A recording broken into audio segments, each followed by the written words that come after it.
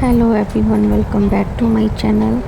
कैसे हैं दोस्तों? और सुबह सुबह की शुरुआत बस पूजा के साथ मैंने किया करती हूँ। ऐसी डेली रूटीन मेरी यही है, क्योंकि बाबू को स्कूल भेजने के बाद जो भी टाइम होता है मैंने फटाफट से फ्रेश वगैरह होके उसके बाद पूजा करने के बाद थोड़ी सी सुकून मिलती है। आप डेली लाइफ में थोड़ा भी देर भगवान को देते हो, उनके बगैर कुछ है भी नहीं। बिना थोड़ा सा आपको आध्यात्मिक होना पड़ता है, उससे आपको मन भी शांत रहता है। और यदि आप पढ़ाई कर रहे हो, थोड़ा इन सब चीज़ों को टाइम देने से और आपको पॉजिटिव वाइब्स आती है।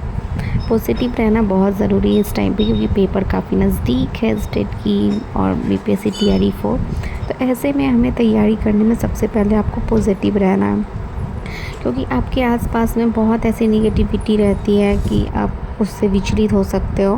बट उन सभी चीज़ों को छोड़ के आप अपने पढ़ाई पे फोकस करने के लिए आपको अपने ध्यान को एकाग्रचित करके पॉजिटिव रह के एनर्जेटिक रह के अपनी पढ़ाई पे फोकस करना है। हेल्थ भी सही रहे ये भी ध्यान रखना है, इस वजह से आप हेल्दी खाना खाइए। ये सारे टिप्स को ज़रूर अपनाइए आप, नहीं तो तबीयत ख़राब होने पे हमारी पढ़ाई पे बहुत ज़्यादा इफ़ेक्ट होती है। जैसे मुझे अक्सर हेडेक वगैरह और एसिडिटी की प्रॉब्लम हो जाती है, जिससे कि मैं थोड़ी सी डिस्ट्रैक्ट हो जाती हूँ, क्योंकि जब तक हेल्थ आपकी सही नहीं रहेगी आप पढ़ाई भी नहीं कर सकते। और जो भी गृहिणी हैं, मदर हैं, उनके ऊपर रिस्पॉन्सिबिलिटी जय ज़्यादा। जय जय जय जय जय जय अच्छे नहीं फोन नहीं पहले जय जय बोल दो एक बार बोल दो जय जय नहीं जय जय जय जय जय जय भी तो जय जय जय अच्छा अच्छा। थोड़ी ज़्यादा रिस्पॉन्सिबिलिटी होती है, क्योंकि बच्चों को हम किसी के ऊपर नहीं छोड़ सकते हैं। मैं तो अपने बच्चों की ख्याल खुद ही रखूँ तो मुझे अच्छा सेटिस्फाइड रहती हूँ, नहीं तो मैं दूसरे के ऊपर मैं नहीं छोड़ पाती हूँ। उनका हर एक चीज़ मैं अपने से ही करना अच्छा समझती हूँ। इसलिए आपको उसके साथ साथ सब चीज़ मैनेज करना थोड़ी सी डिफ़िकल्ट हो जाती है। और अपने माइंड को शांत रखना भी बहुत ज़रूरी है, क्योंकि जब तक हम कंसंट्रेट होकर पढ़ाई नहीं करेंगे तो हमारा पढ़ाई किसी काम का नहीं है। हम कितने सारे क्लासेस देख रहे हैं बट हमारे ऊपर से निकल जाएगा, क्योंकि हमारा दिमाग कहीं और रहता है। इसलिए ये सारे टिप्स आप ज़रूर अपनाएं, क्योंकि पेपर काफ़ी नज़दीक है। और इतने दिनों से पढ़ाई, जो बहुत हाउसवाइफ्स हैं जिनकी शादी को बहुत दिन हो गए, तो वो पढ़ाई से बीच में ब्रेक ले लेती है, जैसे कि मैंने भी लिया था 5-6 सालों का ब्रेक। तो इस वजह से थोड़ी सी और आपको उसमें मन नहीं लगता। पढ़ाई ऐसी चीज़ है ना कि जब तक आप उसे कंटिन्यू नहीं करिएगा तब तक उसमें आपको मन नहीं लगने वाला। फिर सबको मैंने स्कूल ऑफिस छोड़ने के बाद यहाँ पे अब मैं फ्री हो गई हूँ। मैं अपनी ब्रेकफास्ट करूँगी। उसमें बच्चों को भी मतलब इनका रोना स्टार्ट हो जाता है कभी कभी मुझे देखकर, तो मैंने सोचा कि थोड़ा गोद में लेके घुमा दूँ।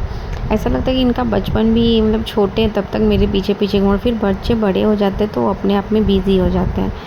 बट पढ़ाई भी है तो थोड़ा सा लगता है कि हम अपना समय बर्बाद कर रहे हैं। बट ऐसा नहीं सोचना चाहिए कि आपने अपना समय बर्बाद किया। जो भी ब्रेक ली थी लेडीज़ शादी के बाद, तो ऐसा कुछ नहीं है, उन चीज़ों को भी इंजॉय कीजिए आप। और जब समय आएगा तो आप अपनी जॉब भी लीजिए। बिल्कुल वैसे ही मैंने उसके बाद अपनी ब्रेकफास्ट वगैरह की, करने के बाद मैं अब पढ़ाई करने बैठूँगी। बहुत ज़्यादा देर तो नहीं, बट एटलीस्ट अब 45 मिनट्स 1 आवर की तो एक क्लास ले ही सकते हैं। मैंने एक क्लासेस भी ख़रीदा है जो कि प्रैक्टिस बैच है, क्योंकि बिना क्लास लिए आपको कॉन्सेप्ट नहीं मिलता। उसके लिए आपको कॉन्सेप्ट तो काफ़ी ज़रूरी है कि आपको किस तरीके से तैयारी करनी है। उससे आपको मतलब सिलेबस का तो पता चलता ही है, उसके साथ साथ आपको ये भी पता चलता है कि आपको किस तरीके की क्वेश्चंस वगैरह एग्ज़ाम में आने वाले। इसके साथ आपको PYQ ये बहुत ज़्यादा ज़रूरी है। फिर घर के काम जितने ज़रूरी है उतनी ही पढ़ाई भी ज़रूरी है। तो आप घर के कामों को थोड़ी जल्दी जल्दी ख़त्म कीजिए और उसके बाद आप अपनी पढ़ाई पे थोड़ी ज़्यादा टाइम दीजिए, क्योंकि नींद तो सबको प्यारी है। अपनी नींद को वो थोड़ा सा त्यागना पड़ता है और उसके साथ अपनी पढ़ाई करनी पड़ती है।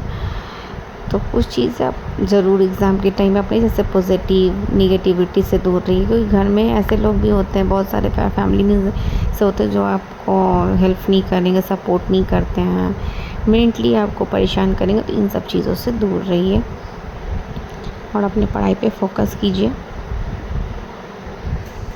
आप जो भी पढ़ रहे हो, जो भी क्लासेस ले रहे हो, उसकी आप एक नोट्स ज़रूर तैयार करो, जो भी मेन पॉइंट्स है। उससे क्या होता है ना कि आपकी रिवीजन में सबसे बेनिफिट होती है, क्योंकि जब हम रिवीजन करने जाते हैं तो हमें ये मेन टॉपिक फटाफट से दिख जाते, उसे हाईलाइट कर लो।